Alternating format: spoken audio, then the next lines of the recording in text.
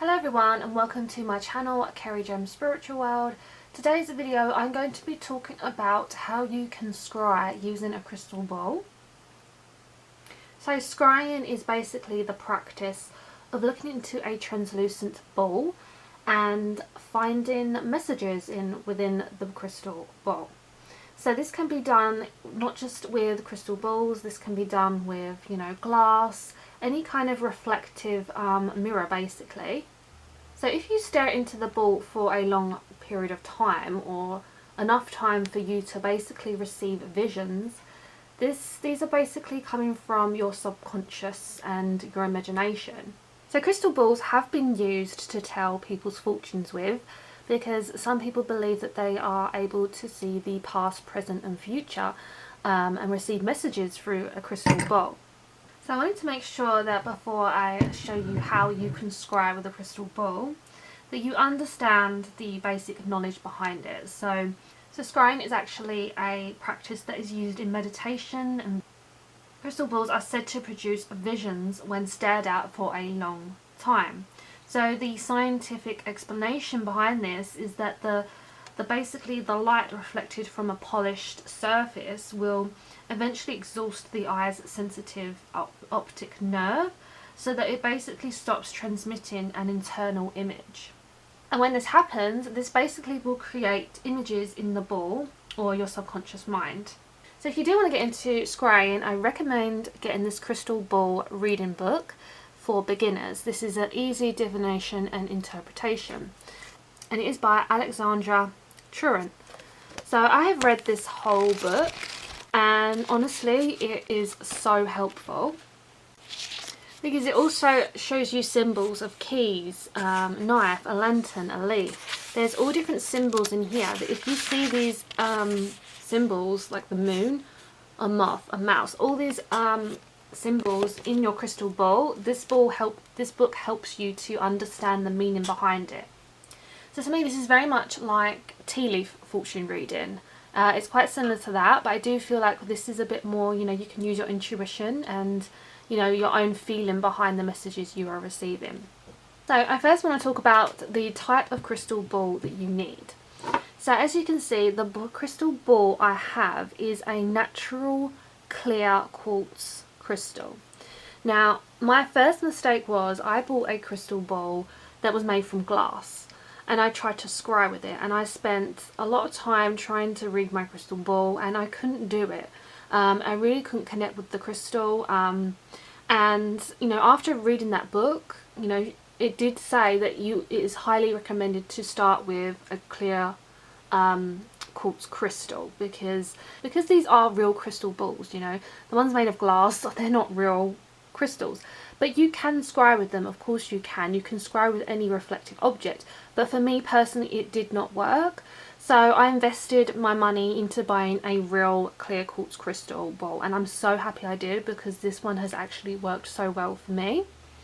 So when you are picking your crystal ball, you want it to be a decent size. So this crystal ball is roughly 97 millimeters. So you want to look for a ball that's around, I would say, like 85 to 100 millimeters, because this is a really decent size to scry in. Nothing's going to look too small.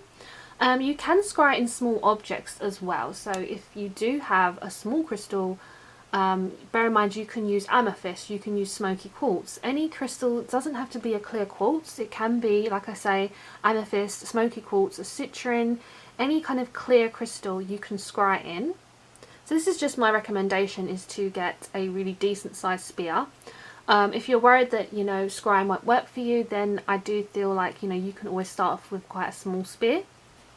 So here's an example of a smaller spear, which is obviously going to be a lot less money. This one you can scry with because it has a lot of inclusions in, but what you want to be careful of is that your crystal isn't too cloudy. Like this area here, you can't really scry in it because it is really cloudy. So the clarity of the crystal is super important when you are looking for a ball to scry in. So my clear quartz is perfect because, as you can see, it is really kind of translucent. You can see right through to the other end. It does have a little bit of cloudiness to it, but not too much, not that you can't see things. It has tons of rainbows in, and I do feel like when you are scrying, rainbows really do call out to you, and you do really want to pay attention to the messages you receive if you are really drawn to the rainbows in your crystal. What you also want to look for is not a perfect crystal, because you want it to have inclusions. So these little inclusions you will see will form patterns.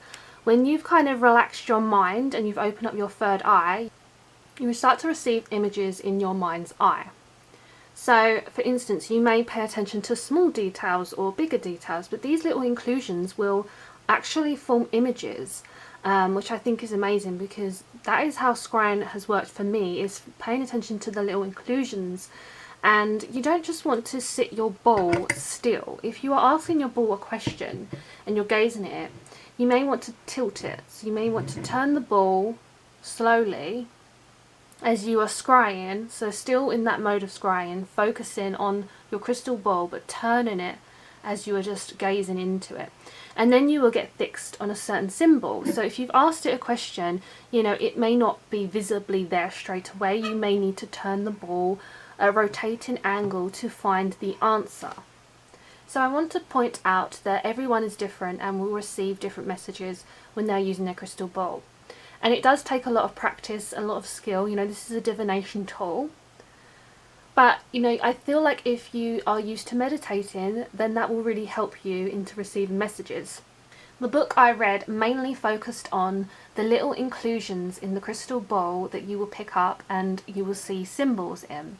So that was mainly how I learnt to scry with this ball, was to pick out the inclusions that my eye would focus on, and it would start to create animal shapes. You will see numbers, you can see letters, you may see like a house, just so many different objects you will see when you are scrying. Other types of scrying is where people will actually start to see visions in their mind's eye. So basically they will start to receive messages, like they may, when they are meditating or in a dream state, they will start to receive these downloads in their mind's eye. So that is another type of scrying that is probably more of an advanced scry, for a more advanced scry, I would say. So you have your mind's eye that you receive messages in. You have the inclusions that you will physically see inside the ball. So those are two ways of getting messages from scrying, is to basically see inside the ball or get images sent straight to your mind's eye. So I want to talk about my experience with my crystal ball. So when you ask your crystal ball a question, you want to basically stare at the ball in one position. Okay, that's how I kind of get my mind to focus, and your optical nerve in your eye will start to kind of drift and fade, and you'll start to sort of notice a blur. So when your eye is kind of exhausted and you receive this blur, focus on that blur, and then when you're turning the crystal, you will sort of see different images coming through to you. So for instance, you may ask about, you know, what your day will bring, and then you may find a little symbol that will tell you about how your day is going to be. So for me, I do see a lot of animals, and my particular clear quartz has a heart, which is really good for readings, because if the heart comes out and stands out to you, you know, the heart can indicate a lot of things, especially in relationships. So there is so much character in my crystal ball personally, and that is why I love it. So, you know, I have seen symbols like a unicorn, I've seen a beaver, which does represent hard work. I've also asked, you know, how many children will I have? And as I've scried, I was focusing on looking for a number. I was looking for like a specific number to come through, but that is not what happened at all. As I turned my crystal ball, I actually saw a baby laying in the womb.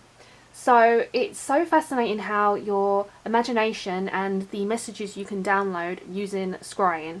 You know, sometimes you ask a question and you'll be like, I cannot believe I've seen that particular image in the crystal ball. So I do really recommend scrying. It is a really beautiful meditation kind of experience. So another technique I like to use when scrying, or as a perfect tip for you, is you basically want to light a candle, okay? because what you want to do is you want light to reflect into the crystal, because this is going to help you pick up those messages and those images. So what you want to do is you want to light your candle and you want to place it just behind your crystal. So when you are looking into your crystal, it is really kind of lit up, so you really want good lighting basically to receive messages. I do feel like if you do this daily, I feel like you will get more skilled in scrying, because like I said, it takes a lot of patience and a lot of skill. As I say, I'm not an expert at scrying, but this is my experience of how I've learnt to do it. So as you will see, is the light will reflect on a certain part of the crystal. So when you are scrying, you pay attention to where the light is reflecting, and then it will draw an image out to you which you will really focus on, and that will be, you know, the beginning of your story or the question that you are kind of asking the ball. So that is my kind of top tip for scrying. So I really hope you enjoyed today's video on scrying and how you can learn to scry at home. Please leave me a comment down below, let me know what you think, and if you have any other tips. Please like the video, subscribe, and hopefully I shall see you in a future video, and I'm sending you all lots of love and light.